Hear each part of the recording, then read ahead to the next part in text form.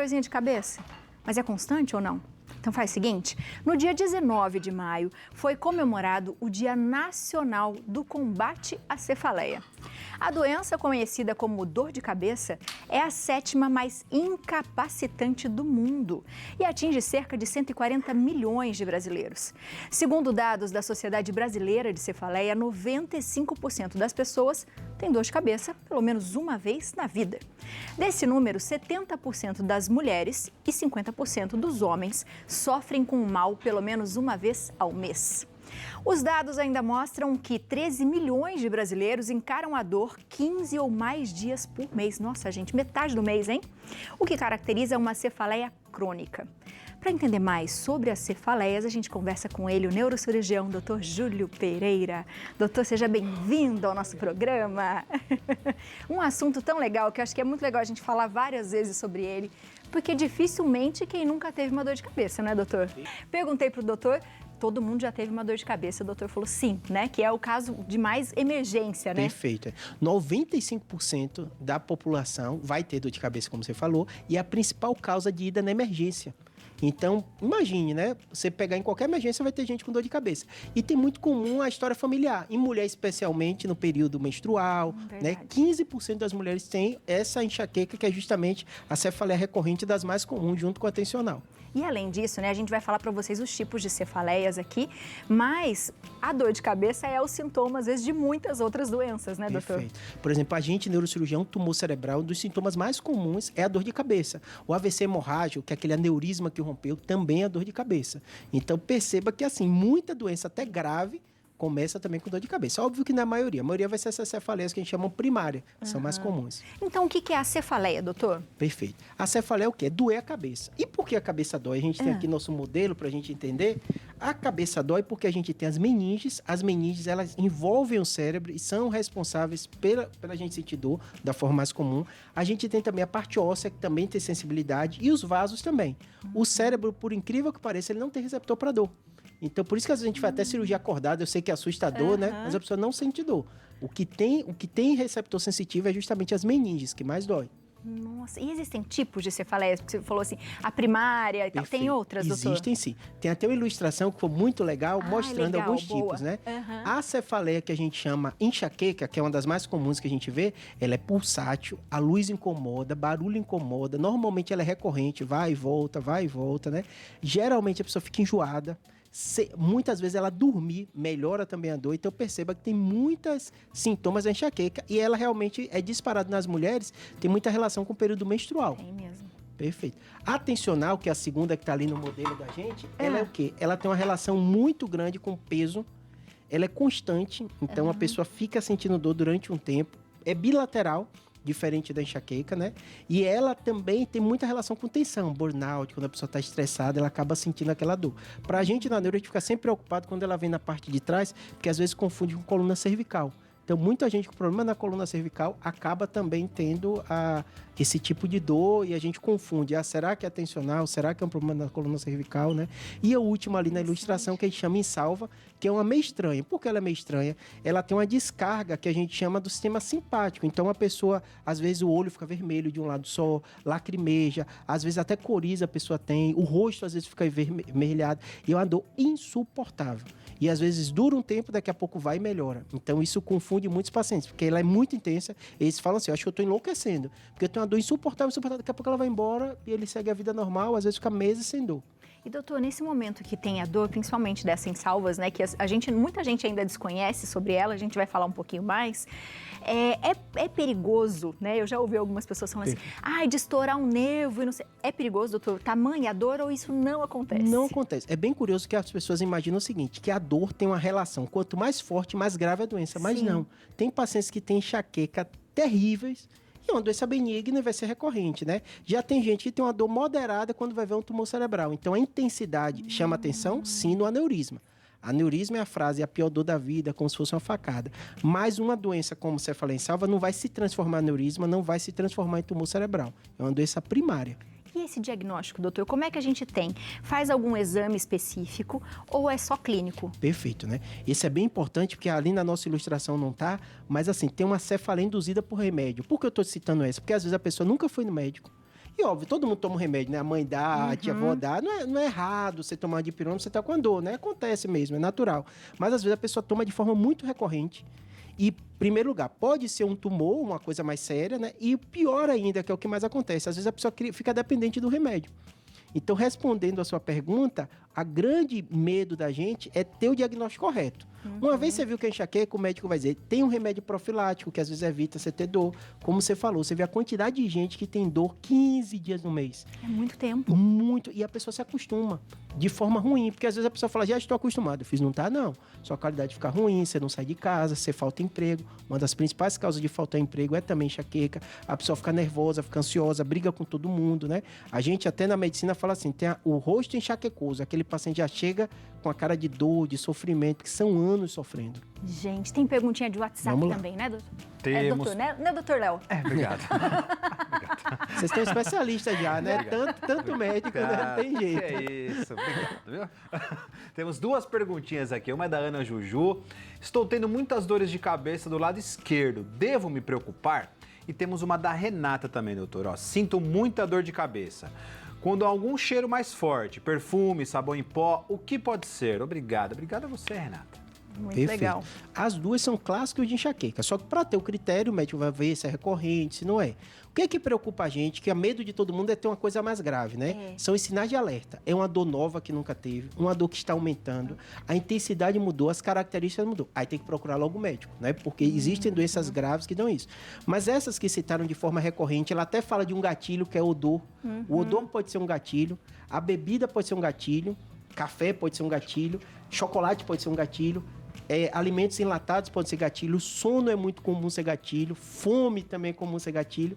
E eu tô citando muita coisa porque depende de pessoa para pessoa. Pra pessoa. Eu tenho enxaqueca, então o meu gatilho é não dormir. Se eu estiver dormindo bem, não tem problema. Mas neurocirurgião, né? Então já sei. Quando é difícil. Quando não dormir, eu já sei que eu me organizo para tirar um horário para dormir, senão ela vai vir. Isso que você falou é legal, doutor, porque a enxaqueca, eu tenho também, ela avisa. Avisa. Ela vai dando assim, tipo, ó, fica de olho aí, porque você vai ter enxaqueca amanhã ou daqui a pouco, né, doutor? Tem isso, né, os estágios. Porque normalmente a gente já sabe o gatilho da gente, né? Então tem gente muito comum estresse. Então a pessoa vê, não tô dormindo direito, tô estressado, isso, aquilo, vai vir a enxaqueca. E tem muita gente que tem aura. Eu tenho uma aura às vezes, então às vezes a pessoa tem alguma aura visual. A visão fica meio estranha, ela já sabe que vai vir a dor. Então às vezes avisa desse jeito. Ou já começa a ir pulsando devagarinho, assim, a cabeça, né, do ladinho, você vai sentindo um nervinho, assim. Doutor, quando a gente fala das doenças, existe um tratamento, existe uma forma das pessoas prevenirem? Por exemplo, eu não quero mais ter 15 dias no mês, por exemplo, que isso é crônico, né? Existem essas etapas de ser uma enxaqueca, eu tenho. A minha é crônica, isso acontece também, né, doutor? Acontece, e esse é o maior erro das pessoas, porque as pessoas já acostumaram, a avó, todo mundo tinha, e acha que enxaqueca não tem tratamento, e tem. O tratamento profilático melhora a qualidade de vida. Primeiro lugar, enxaqueca não tem cura, simples.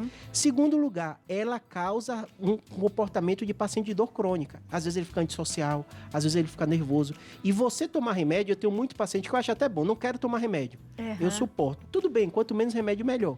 Mas você não tomar remédio às custas de piorar sua qualidade de vida 15 dias no mês, não faz sentido. E aí, então, conversa com o seu médico, pode ser até o clínico geral, porque é uma doença tão comum, o médico da família, se for algo específico, procura o neuro, ou tiver uma dúvida, uma coisa, o neurocirurgião, mas o clínico geral já ajuda. Ele vai te dar um remédio, você toma todo dia, tendo dor, não tendo dor, para evitar que essa dor venha com tanta intensidade. Quando é que precisa fazer isso? Se você tiver mais de 2 crises por semana, né? Uma crise por semana, já procura, porque vai tirar muito sua qualidade de vida, né? Com certeza. Tem um depoimento aí, não tem, Léo? Temos um depoimento da Ellen Goulart, que sofre de enxaqueca, gente. Olha só, desde a adolescência. Dá uma olhada aí. Olá, meu nome é Ellen, eu tenho 34 anos, eu tenho enxaqueca desde a adolescência e desde então eu tenho episódios que atrapalharam muito a minha vida. Eu tive um evento corporativo que foram 3 dias de evento e para 7.000 pessoas foi uma coisa muito grande e o som era muito alto, muitas luzes. E logo no primeiro dia, no final do evento, eu já senti uma dor de cabeça, uma enxaqueca, sabe? E aí eu tomei remédio, fui para casa e tudo.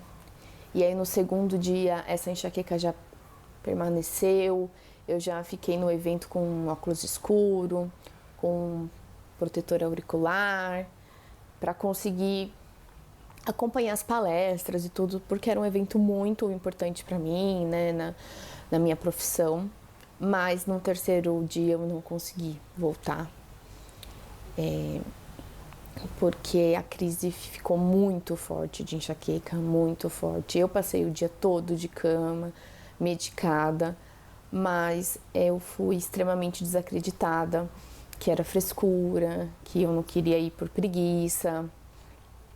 Então eu vim aqui compartilhar o meu depoimento de algumas situações que eu fui privada, para as pessoas saberem que enxaqueca é séria, que infelizmente a gente deixa de participar de momentos realmente muito importantes na nossa vida pessoal, da nossa carreira profissional, por causa dessa condição da enxaqueca. Muito obrigada. E é muito legal isso, né, doutor? Porque a gente começa a perceber que não é só um tratamento medicamentoso, né?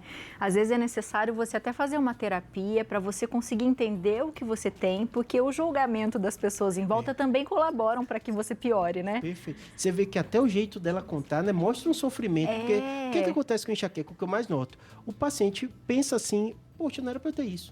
Meus exames estão vindo normais. Eles falam isso, mas meu exame veio normal. Eu fiz enxaqueca desse jeito. Então, ela faltou o trabalho. Imagine, evento corporativo, deve ser o ápice, mas todos os gatilhos, né? Você viu que o dela é auditivo, do som alto. A luz também é um gatilho, né? O Léo mostrou o exemplo lá da moça, o odor. E a pessoa se sente culpada. Então, ela tem que dizer, eu fiquei em cima da cama, eu não consegui fazer nada, né? Porque é um sofrimento muito grande. Mas, assim, tem CID, é um diagnóstico, né? É uma dor, às vezes, insuportável. O paciente vai para emergência por causa disso. Mas tem tratamento, tem profilaxia. Tem até procedimentos que a gente faz. Às vezes, tem que aplicar anestésico em alguns pontos gatilhos. Às vezes, tem aplicação de botox. Então, tem muito procedimento que pode ser feito também. E esse do botox, doutor, é aqui atrás? Isso. É, né? E, na verdade, o neuroclínico vai avaliar onde está com o maior ponto de tensão, qual tipo de dor, então varia muito. Tanto que hoje em dia já tem médico especializado para esse tipo. A gente faz muito na neurocirurgia por causa da nevralgia occipital. Então o paciente tem um choque, uma coisa estranha. Quando ele deita no travesseiro dói, quando ele passa a mão, vai pentear o cabelo, tem muito choque. E a gente sabe onde o nervo está passando e a anestesia bloqueia esse nervo. O fato da gente bloquear o paciente, sumiu a dor. Aí você já sabe que é aquele tipo de dor. Que demais isso. Léo, tem um monte de pergunta aí no Instagram, né? A B.O. bombando, viu, gente? Bombando mesmo. Tá deixando a Andressa com dor de cabeça de tanta pergunta, viu? Ó, doutor, tenho dores fortíssimas na parte frontal esquerda da cabeça. Chego a lacrimejar. Por favor, como aliviar essa dor? A gente vai conseguir, fica tranquila. Ela tem essas características dessas dores que tem característica simpática, né? Então tem que ficar atento com a cefaleensalva, que às vezes é uma dor muito intensa atrás do olho, né? E aí o médico vai dar profilaxia. É curioso porque assim, as pessoas contam esse relato, quando você vai ver, você já viu o médico alguma vez? Ah, não. Aí você vai ver a pessoa tem adolescência a vida inteira, né? Então o médico vai dar um remédio para evitar e ele também vai dar um remédio para no momento da crise da dor. No caso da enxaqueca, tem muito remédio, dizendo nome comercial, porque são famosos, Sumax, Naramig, é muito remédio que eles foram criados para isso. São caros, né? Então, às vezes, vem uma caixinha com 5, 6, o paciente reclama por isso. Às vezes é 30, 40 reais. Mas, assim, às vezes, na hora da crise, o paciente tomar aquele remédio, evita que ele vá no pronto-socorro, melhora a qualidade de vida. Eu canso de ter paciente que leva na bolsa. Fala assim, Júlio, o remédio é muito caro, não dá para eu tomar sempre, mas quando vem a crise, só ele. A gente chama esses remédios abortivos de dor. Na hora que a dor vem, na hora que a dor tá forte, você toma. Os outros a gente chama profilático, que tendo dor, não tendo dor, você tem que tomar o remédio. Tem que tomar o remédio. Boa. Próxima, Léo. Mais perguntas aqui, ó. Da Nath. Eu sinto dor de cabeça quando abre a cortina do meu quarto e entra aquele sol. O que pode ser? Obrigado, Nath. É muito comum disso, Nath. O que acontece? Quando a pessoa tem um gatilho e tem uma enxaqueca, ele fala clássico, não sei como é o seu, mas o meu é assim, é dormir melhora, ficar no quarto escuro. Então, às vezes, a pessoa... Eu também não gosto muito de tomar remédio, não. Só tomo quando não tem jeito. Eu também, só quando eu tô aguentando mais. E a minha enxaqueca, como não é tão intensa, dá para eu fazer as coisas, mas eu já sei. O que é que eu vou fazer para ela passar? Entro no quarto escuro, desligo tudo, sem som, deito, durmo, acordo novo. Então, assim, o paciente começa a perceber. Você vê que ela já sabe que é o gatilho da luminosidade. Provavelmente isso acontece quando ela já está no quadro de enxaqueca e a luz piora, que a gente chama isso de fotofobia. né? A luz piora a dor. Piora a dor. Mas no outro dia, doutora, a gente ainda acorda com a cabeça meio zonzinha, né? Dá uma sensação de ressaca, né? Porque você teve... Eu tenho muito, como tem a questão do sono, né? Aí vem um misto de não dormir direito, tô com sono, e a dor vem também, né? Mas aí quando você dorme, você meio que acorda, a gente brinca meio avariado, né? Mas e a medicação, tem muito paciente que fala assim, poxa, Júlia, a dor foi embora, mas eu fiz remédio, né? Toda droga tem o seu efeito colateral. Mas o objetivo é você fazer a profilaxia para justamente não precisar dessa droga na hora que a dor vem. Boa. Mais perguntinhas. Mais perguntinhas, mais 2 perguntinhas, vou fazer as 2 de uma vez só. Minha irmã tem autismo. Quando está em crise, sente muita dor de cabeça. Devo me preocupar? Essa é a pergunta da Jaque. A outra pergunta da Nelinha, eu tenho enxaqueca desde os meus 20 anos. Tenho até hoje, meu filho também tem dor de cabeça. Meu filho também pode ter enxaqueca? Obrigado pelas perguntas, viu? É o mais comum. Respondendo essa última, a enxaqueca é familiar. Então, normalmente, ela já vai ensinar o que ela faz para o filho e é muito comum mesmo, né? No caso, ela já tendo, o filho tem uma chance muito grande. Os pacientes que têm outros transtornos associados, eu falo assim, não tem jeito na neuro. Quando você tem uma doença, você tem uma chance maior de ter outra. Então, depressão acontece muito. O paciente tem depressão, tem enxaqueca, ansiedade, insônia. Então, eu brinco até com meus pacientes. A gente não sabe se é causa ou consequência. Você tem uma dor e a depressão acaba piorando, então tem que tratar as duas coisas. Se ele tem autismo e está acompanhado, provavelmente o psiquiatra, o neuropédico que acompanha ele, tem um costume muito grande de tratar a cefaleia. Ela tem que pontuar. Porque às vezes o paciente acha que é tão comum dor de cabeça que nem sequer fala na consulta. É, minha gente, e não pode, porque provavelmente nesse momento da crise já vem o estresse, já vem várias coisas junto, mais a dor de cabeça é só piora, doutor. Perfeito. Por isso que eu falo isso de tomar remédio, eu também não gosto de tomar remédio, mas se você não corta o ciclo, aí você começa a ter dor, aí dorme pior, aí a dor piora, e aí fica isso que não melhora. Ô, doutor, o senhor volta pra gente falar disso? Vamos lá. Porque tem mais coisas, bombou de pergunta, Vamos as pessoas lá. querem saber mais, que é uma coisa acho que todo mundo tem mesmo, e a gente fala mais da salva também, porque eu acho Com importante certeza. a gente falar sobre ela. Você de casa, aproveita, segue o doutor na internet, segue o doutor no YouTube, porque ele faz vídeos sempre falando de um monte de coisa, ó. O telefone é o 11 99503 8838 e o Instagram Neurocirurgia BR. Doutor, seja sempre bem-vindo, viu? Obrigado. O senhor não nos dá nenhuma dor de cabeça, pelo contrário, o senhor nos alivia. É que vocês já são especialistas, já fica você e Léo bombardeando só das perguntas certíssimas, né? O senhor Mais é maravilhoso. relevantes. Obrigada, viu? Léo,